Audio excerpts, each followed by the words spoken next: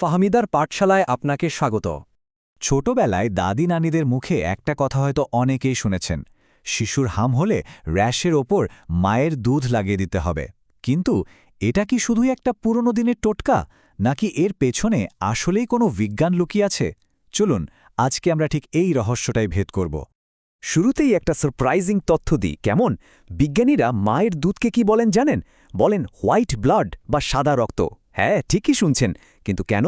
কারণ এর ভেতরে এমন সব জীবন্ত উপাদান আছে যা একেবারে আমাদের শরীরের রোগ প্রতিরোধ ব্যবস্থার মতো শক্তিশালী।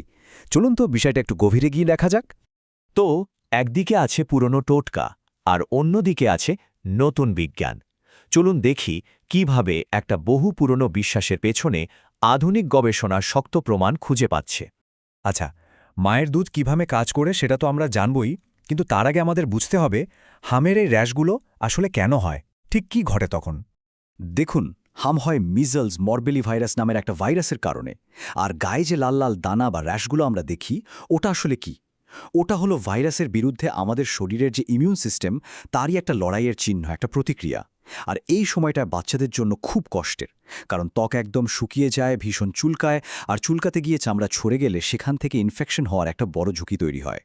তাহলে এবার চলুন একদম মূল আলোচনায় চলে যাই। মায়ের দুধের ভেতরে এমন কি সুপার পাওয়ার আছে যা এই র্যাশের বিরুদ্ধে লড়াই করে? প্রথমেই বলি মায়ের দুধের ১ নম্বর সুপারহিরোর কথা। এর নাম হল ইমিউনোগ্লোবিউলিন এ, বা সংক্ষেপে আমরা বলি আইজিএ অ্যান্টিবডি। একে আপনি ত্বকের একজন অতন্ত্র প্রহরী বা গার্ডও বলতে পারেন। ব্যাপারটা কীরকম জানেন? ২০১৩ সালের জার্নাল অফ হিউম্যান ল্যাকটেশনে একটা গবেষণায় দেখা গেছে এই আইজিএ অ্যান্টিবডি ত্বকের ওপরে একটা প্রোটেক্টিভ লেয়ার বা সুরক্ষা বর্ম তৈরি করে, ঠিক যেন একটা বাড়ির দরজার দারোয়ান। কোনো ভাইরাস বা ব্যাকটেরিয়াকে সে ত্বকের ভেতরে ঢুকতেই দেয় না। আমাদের লিস্টের ২ নম্বরে আছে আরেক শক্তিশালী যোদ্ধা, যার নাম ল্যাক্টোফেরিন, আর এর কাজ হল সরাসরি ব্যাকটেরিয়ার বিরুদ্ধে যুদ্ধ ঘোষণা করা। ভাবুন তো, র্যাশ চুলকাতে গিয়ে বাচ্চার ত্বকটা তো ক্ষতিগ্রস্ত হয়, তাই না? তখন সেখানে খুব সহজে ব্যাকটেরিয়ার সংক্রমণ হতে পারে, যেটাকে আমরা বলি সেকেন্ডারি ইনফেকশন। এই ল্যাক্টোফেরিন ঠিক একটা প্রাকৃতিক অ্যান্টিবায়োটিকের মতো কাজ করে। এটা সেই ব্যাকটেরিয়াগুলোকে খুঁজে বের করে ধ্বংস করে দেয় আর ইনফেকশনের ঝুঁকি কমিয়ে আনে। এবার আসি আমাদের ৩ নম্বর জাদুকরী উপাদানের কথায়। এর নাম এপিডার্মাল গ্রোথ ফ্যাক্টর, সংক্ষেপে ইজিএফ। নামটা শুনে হয়তো কিছুটা আন্দাজ করতে পারছেন। এর কাজ হল স্কিনকে গ্রো করানো বা ক্ষতিগ্রস্ত ত্বককে সারিয়ে তোলা। অনেক আগে, সেই ১৯৯০ সালে পেডিয়াট্রিক রিসার্চ জার্নালে একটা দারুণ গবেষণা প্রকাশিত হয়েছিল। সেখানে দেখা যায় এই ইজিএফ ত্বকের জন্য একজন রাজমিস্ত্রির মতো কাজ করে। যেখানেই ত্বক একটু ভেঙে গেছে বা ছড়ে গেছে, সেখানেই এটা দ্রুত নতুন কোষ তৈরি করে জায়গাটা মেরামত করে ফেলে। দারুণ না ব্যাপারটা?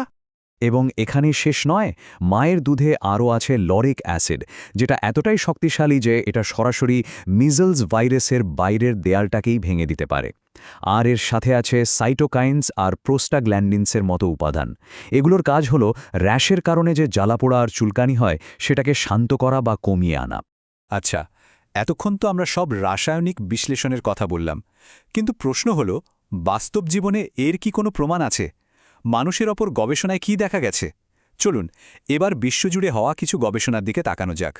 ইউনিসেফ আর বিশ্ব স্বাস্থ্য সংস্থা মানে WHO ২০১৯ সালে একটা যৌথ সমীক্ষা করেছিল। তাতে কি দেখা গেছে জানেন? দক্ষিণ এশিয়ার গ্রামগুলোতে প্রায় ৭৮% মাই হামের র্যাশে বুকের দুধ ব্যবহার করেন।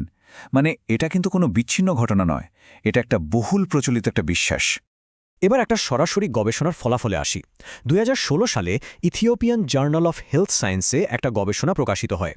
এই যে চার্টটা দেখছেন, এটা খুব পরিষ্কারভাবে দেখাচ্ছে যে বাচ্চাদের র্যাশে মায়ের দুধ লাগানো হয়েছিল, তাদের র্যাশ অন্য বাচ্চাদের থেকে গড়ে ২ থেকে ৩ দিন আগে সেরে গেছে। ভাবুন একবার, ২-৩ দিন। একটা বাচ্চার কষ্টের সময় ২-৩ দিন কমে যাওয়া কিন্তু অনেক বড় একটা ব্যাপার।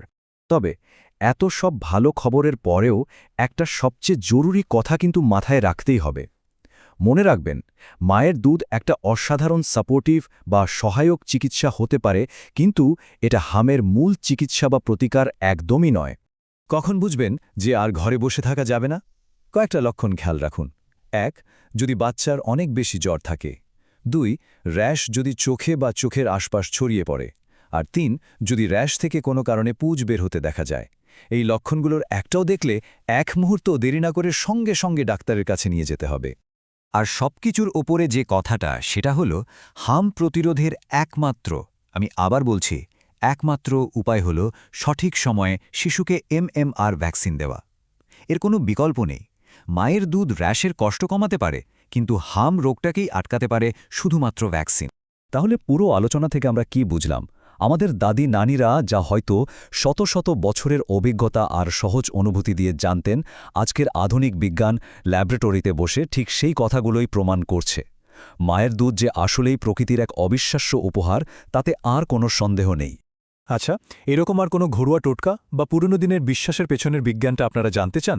কোনো প্রশ্ন আছে মাথায়? নিচে কমেন্ট বক্সে আমাদের অবশ্যই জানান। আমরা চেষ্টা করব পরের কোনো আয়োজনে সেই বিষয়টা নিয়ে বিস্তারিত আলোচনা করার।